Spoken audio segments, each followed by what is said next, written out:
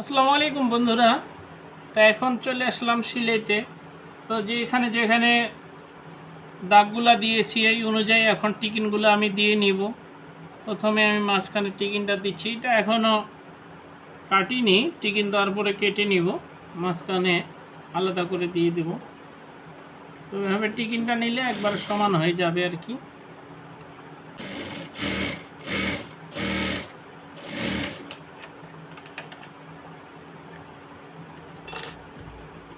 তো মাঝখানে দিলাম। এখন এই যে আরমোলের সাইডে যে বগলের টিকিনটা আছে এটা দিচ্ছি।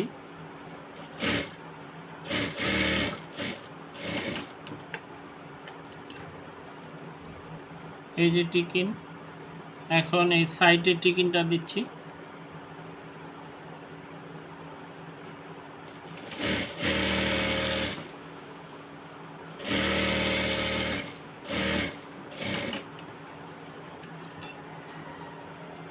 এই যে এখন এই নিচে যে টিকিনটা হবে সেই টিকিনটা দিয়ে দিচ্ছি।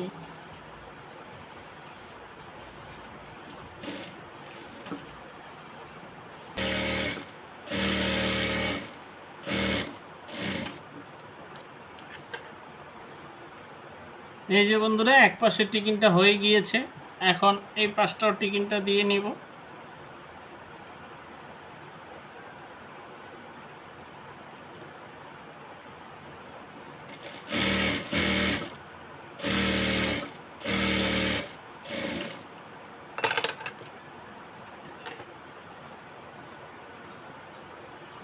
কাটিং করার সময় আপনারা মার্ক করে নেবেন, সেই মার্ক অনুযায়ী টিকিনগুলা দিয়ে দিবেন সেলাই মেশিনে।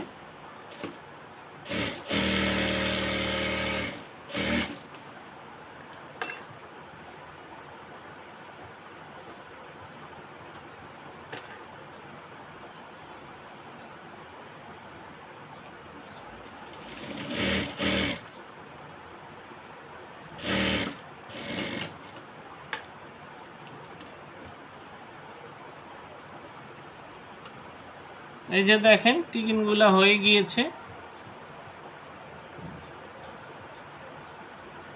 আমি একটু দেখিয়ে দিচ্ছি আপনাদেরকে। এই যে টিকিন, একটা দুটা তিনটা, এখানে একটা চারটা, 1 2 3 4।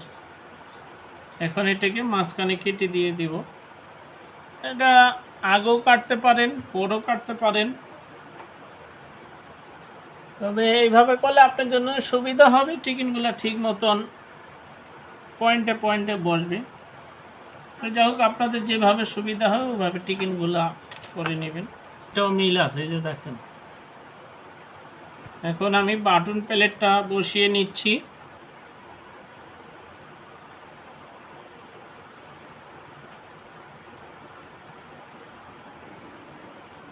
বাটন প্লেটের কাপড়টা অবশ্যই ডাবল করে দিতে হবে, একটু মোটা করে দিতে হবে, ভিতরে চওড়া করে।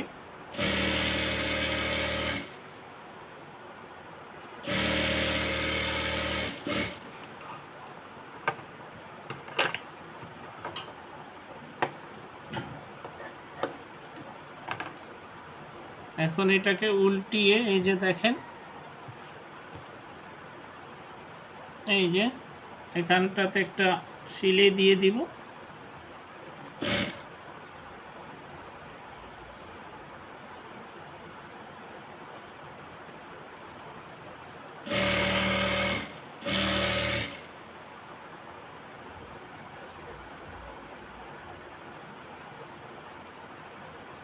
যারা ব্লাউজ সেলাই করতে চাচ্ছেন বা নিজেরা সেলাই করেন বুঝতেছেন না বা করবেন এরকম নিয়ত করেছেন, তারা আমার এই ভিডিওটা দেখবেন, দেখলে অবশ্যই সহজেই সেলাই করতে পারবেন। এখানে দুটো সেলাই দিতে হবে, গাইডটা একটু ফাঁকা রেখে, কারণ এখানে বোতাম বলেন, হুক বলেন, যেটা বলেন সেটা এখানে বসবে। পট্টিটা এটাকে এখন আমি এখানে সেলাই করে নিয়ে নিব, একবারে সেলাই করে।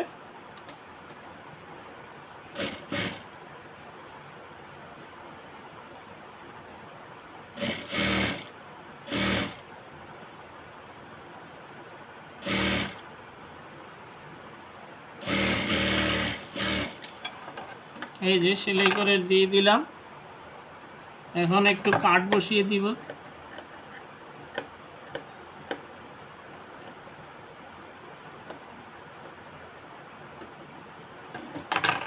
এখন এটাকে উল্টিয়ে একটা চাপ সিলে দিতে হবে।